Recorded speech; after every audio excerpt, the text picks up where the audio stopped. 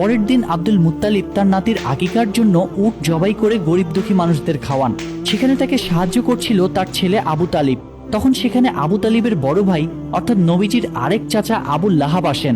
তবে গরিবদের সাথে একসাথে বসে খেতে হবে দেখে বাড়ির দরজা থেকেই তিনি চলে যান। আসলে আবু লাহাব অনেক অহংকারী লোক ছিলেন। অন্যদিকে মা আমেনার বুকে দুধ তৈরি হচ্ছিল না, তাই শিশু মুহাম্মদকে দুধ খাওয়ানোর জন্য একজন মহিলাকে ডাকা হয়।